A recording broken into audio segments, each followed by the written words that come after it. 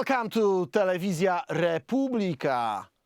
We begin with a startling update from Iran, where President Ebrahim Raisi, one of the country's most prominent figures and a potential successor to Supreme Leader Ali Khamenei, tragically perished in a helicopter crash. This event casts a shadow over the geopolitical landscape, especially as it involves a country with significant ties to Russia and whose weapons play a critical role on the battlefronts of Ukraine.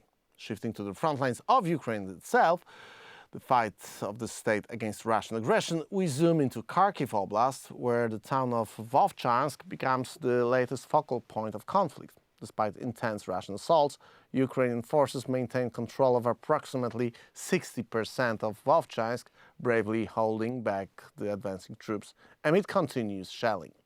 This battle underscores the relentless pressure faced by Ukrainian defenders, nothing new as we know, but also show how little progress Putler's henchmen actually made. The city was supposed to be captured by Ruskies last week, if you believe their fairy tales.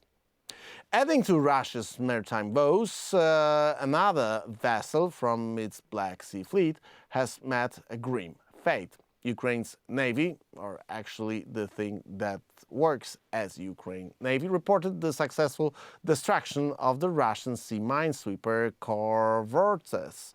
This marks another significant blow to Russian naval capabilities in the region. Well, it isn't the first time we see this kind of report, further weakening their strategic maritime posture amid ongoing confrontations. At this rate, the Russian Black Sea fleet will become an ex-fleet by the end of this year. Amid these turbulent times, President Volodymyr Zelensky provides a sobering insight into the international dynamics at play. In a candid discussion with journalists, Zelensky expressed a concerning thesis, one we've echoed for months on our program. Many of Ukraine's partners harbor a fear of Russia actually losing the war. According to Zelensky, these allies prefer a Ukrainian victory that somehow spares Russia from total defeat, a stance complicating the provision of decisive military aid to Ukraine. In stark contrast to this cautious international stance, we find inspiration in Estonia's Prime Minister Kaja Kallas. Unwavering in her support for Ukraine, Kallas exemplifies the bold leadership needed during such crises. She argues against the fears that aiding Ukraine could inadvertently draw NATO into direct conflict with Russia, highlighting the impotence of decisive action and clarity in objectives. As we explore those narratives from the tragic skies over Iran to the battered streets of Vovchansk and the hells of global diplomacy, one thing becomes clear: the path to peace is fraught with complex alliances and courageous leadership. Stay tuned as we dive deep into those developments, keeping in mind, as famously Ronald Reagan said years ago, there is one certain way of getting peace. That way is to withdraw, to give up. And that's the thing we will never accept as the way that the West should deal with the states like Russia. You can join us on our website, rachon.com. You can leave us your email there. We'll get back to you with our reports. And you can click subscribe button on our Rachon YouTube channel. Since Telewizja Republika is mainly Polish-speaking channel and most of our viewers speak Polish, we decided to establish a specific YouTube channel for people who do want to rock with us on a daily basis. My name is Michał, and this is Rachon. And we roll in. Are you ready? 3, 2, 1, go! It's Monday, so Joe Lindsley is again on Telewizja Republika. Joe, great to see you again. So I don't know even where to start, but since we always do it, so we will do it once again. Every time we hear about some major important Russian losses, we are happy to announce it, at least, maybe not to the whole world, but to those who are listening and watching our conversation. So we got another quite a new part of Russian fleet that was destroyed by the Ukraine.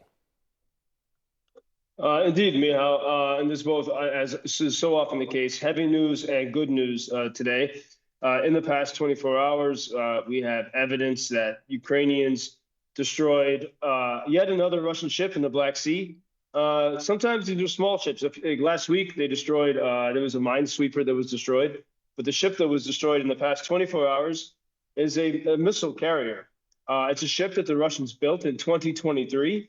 It's the first notable thing, a new ship. It was in the port of Sevastopol in occupied Crimea. And this ship has been used to attack Ukrainian cities with Russian missiles, cities like Odessa. Now that ship can no longer do that type of damage. And what's very notable is that the reports indicate that the ship was destroyed using the ATACMS long-range missiles from the United States.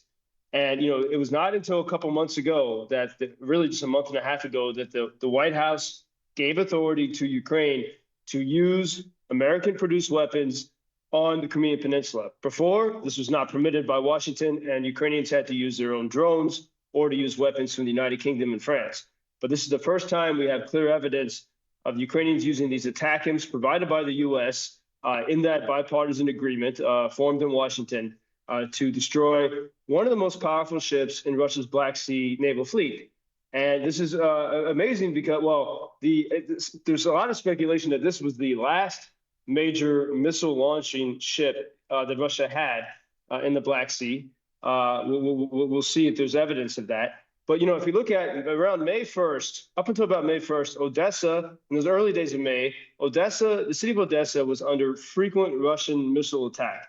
But Ukrainians have been consistently using these long-range weapons from America and other weapons to hit Russian targets in the Crimean Peninsula, taking out radar stations and air defense, and also missile launch points, including this ship.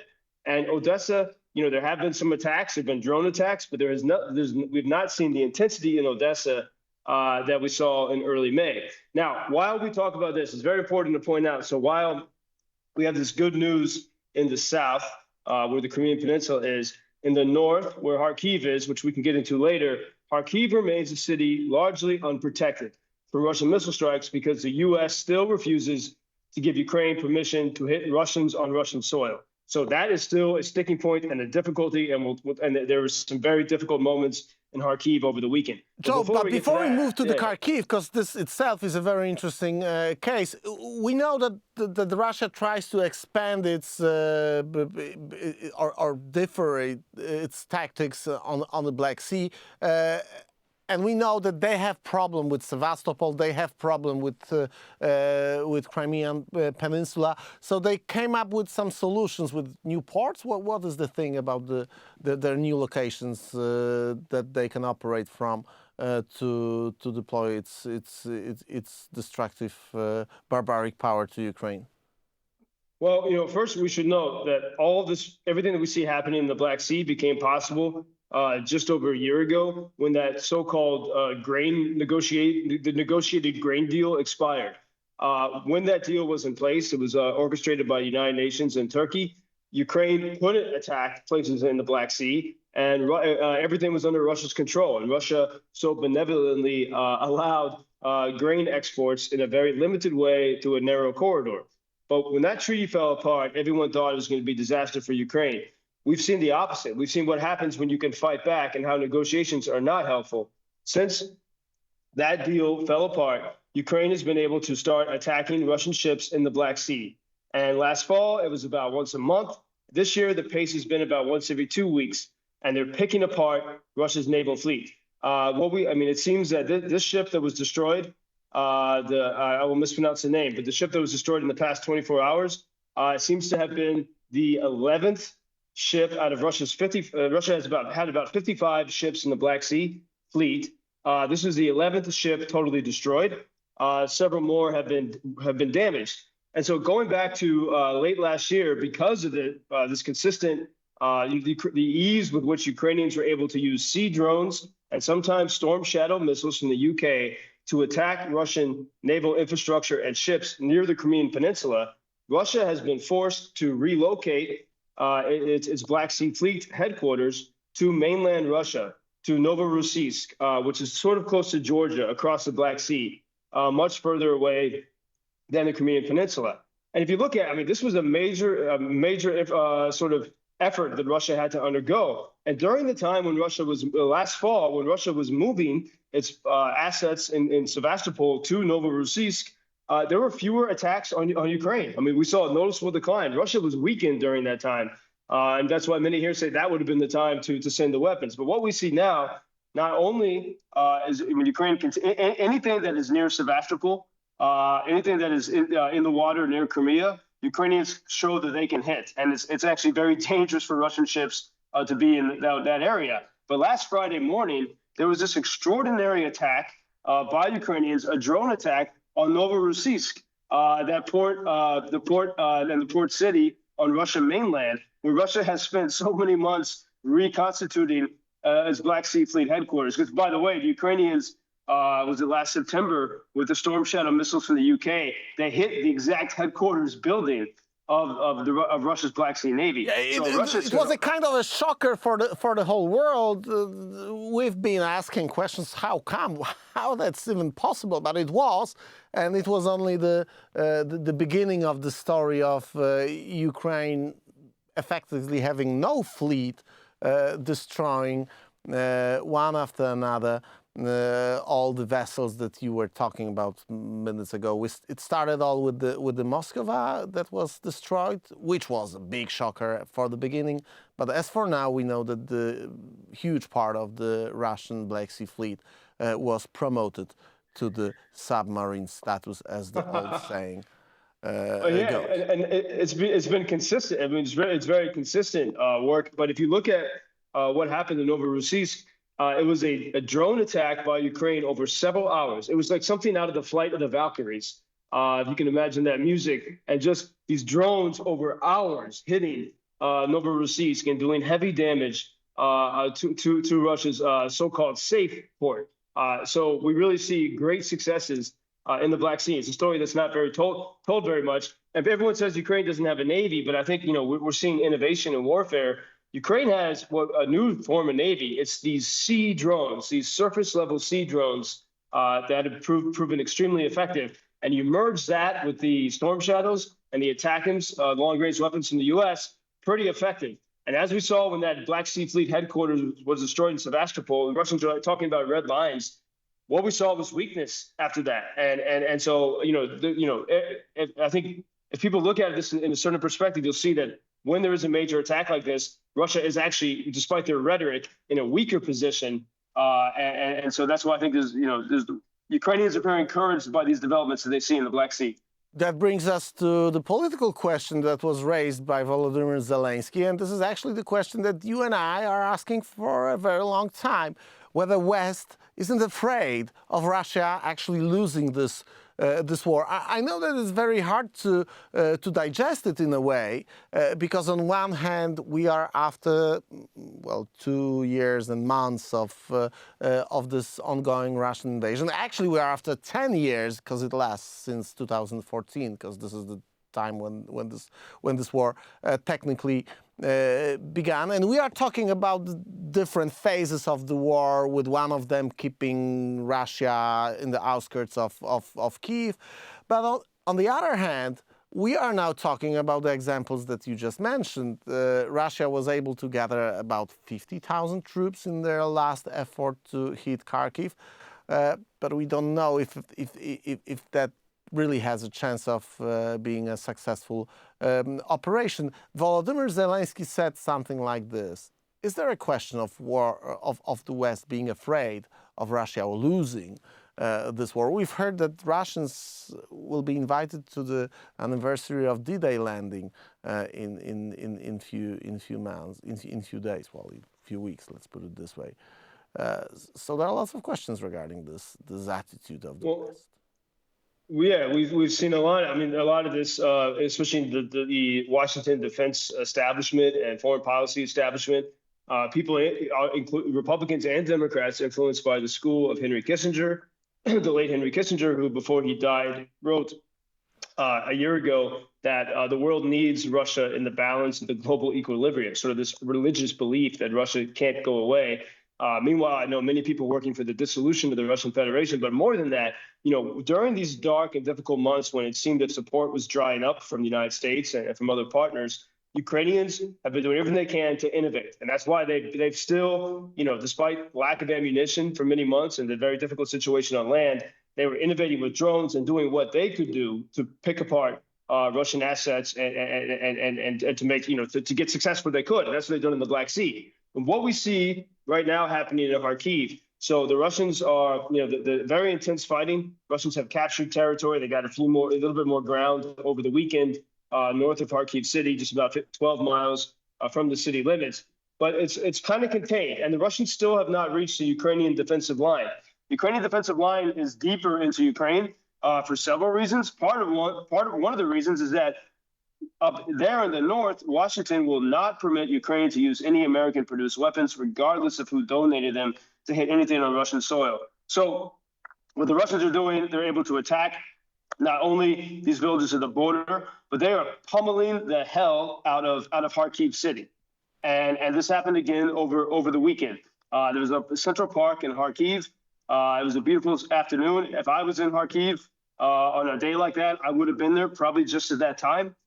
Full of people playing tennis and soccer, kids, old people, everything. People out for a walk. The Russians hit the park, and miraculously, although there were injuries, everyone survived that particular attack. But then just a little bit later, at a recreation point park at the edge of the city, there's a lake and a pool and some cabanas. People had brought their families there for a little bit of a break in the war, and the Russians directly hit it.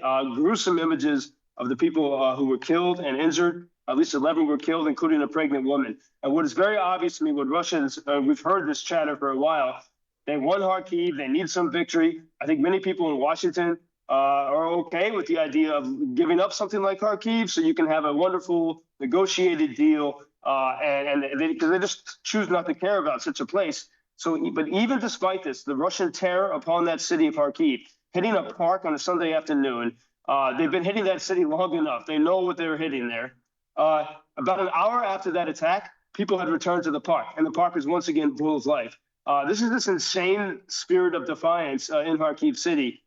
So I don't see that being broken whatsoever. And the more I think people in Washington can see that, and look at what Ukrainians can do in the Black Sea, look at the spirit of defiance of men, women, and children in Kharkiv city, you can begin to see the possibility that, yes, this can work, but they need to have the tools and the weapons. And one of the most haunting things I've seen, among many haunting things these past years, you can watch a video of Russians on a highway in Belgorod region, just across from Kharkiv region, and they are patiently waiting in traffic while a Russian MLRS rocket launcher is attacking Ukraine. And the Russians didn't stop, like it's like some traffic works, while the missile attack, while the rockets are launched, and the Russians know that they're safe there, because American weapons cannot touch them. Yeah, and that's Ukraine... actually very interesting, and I would like you to, because most of our viewers are very interested in the details of the ongoing war. But in a way, in a normal wartime situation, nothing like this could occur, because everyone understands that if you do have a rocket launcher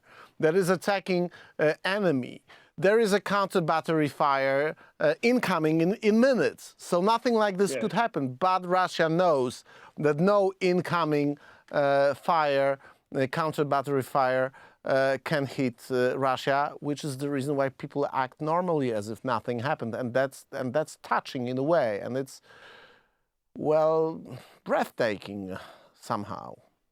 Yeah, and especially when you know that on the other end of that fire is, I mean, I always want to remind people, most Ukrainian soldiers were civilians before this invasion, a key point. But many people on the receiving end of that fire are civilians, are old people, are children. And Russia is unleashing this hell upon Kharkiv city. Hardly anyone talks about it. In fact, the BBC had an interview with the outgoing president of Taiwan the other day, and very comprehensive, talking about so many things, never once mentioned Ukraine and Russia, even though there's such an analogy with Taiwan and China. And somehow all of this is falling out of the news.